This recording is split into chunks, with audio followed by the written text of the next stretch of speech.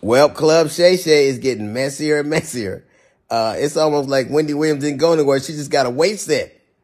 So Monique was on. Every time I see Monique these days, she's on doing some greasy ass video with her and her daddy complaining about something or working out. I don't know nobody that work out that much and gain weight unless every crunch you do has got Captain in front of it. But apparently she goes on Club Shay Shay and tells the story about how she came on my radio show and I wasn't there at the time. And my co-host Jasmine Sanders played a game that we played all the time with everybody called Would You Rather. She apparently was so offended by that she says she got off. She called me. Monique did, and she said I was very dismissive, like, Monique's a liar. When Monique did call me, I heard her complaints. I listened to her, and I pulled the segment. So if I had been as dismissive as she alleges I was, that segment would have aired. It didn't because I respected her wishes. She's a liar. It's also befuddles the shit out of me how somebody who as a comedian talks as much shit about everybody else as she does. She has the temerity to be offended about anything as much shit as you say about people. Then she encouraged everybody, allegedly it stems from the fact that I used to always talk shit about her on video after video. And she encouraged her sweet babies to look at the video and find them. Do that. Do exactly what she says. And you know what you're not going to find? You're not going to find any evidence of that because Monique is a fucking liar. She's lying about that.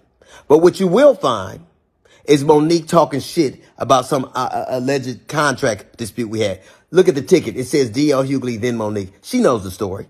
But what she did in response to that, she talked about my dog, my wife. This broad even brought out my daughter's personal trauma. My daughter was molested and Monique brought that shit out and told the world that I allowed my daughter to be raped in front of me. The lying motherfucker. She knows she was lying. And it only stopped when everybody from my family checked her. It's interesting. You know what else you won't see Monique doing? You won't ever see her with her family, videos with her children or grandchildren, because nobody fucks with me. How do you have sweet babies when your own babies don't fuck with you? How do you love us for real when there's no evidence of anybody loving you for real, except your daddy, who you apparently have to pay? And FYI, daughters are paid for by daddies, not daddies who get paid by their daughters. You know what else you won't see Monique doing? Telling jokes. Monique, if she'd have spent as much time actually writing jokes and writing her Netflix special as she did complaining about not having one, it wouldn't have been trash. It got the worst reviews of any Netflix special in history. Because that's what Monique does. She complains and she has grievances. You never see her being a human being. You never see her being sweet and warm to people. Except when she's using it to butter somebody up to get something. There's a reason why everywhere she goes, shit starts. Everywhere she goes. How is it that nobody fucks with you? Not even your family. How do you, I was on the road getting it. I get it every goddamn week.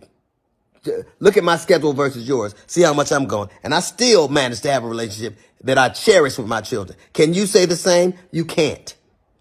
Because all you do is talk about your grievances and who did you wrong. There's a reason you're by yourself. There's a reason you got to pay a man to love you. It's sad. There's an old adage that says you can't buy love. It's a shame, Monique, that you probably always will have to.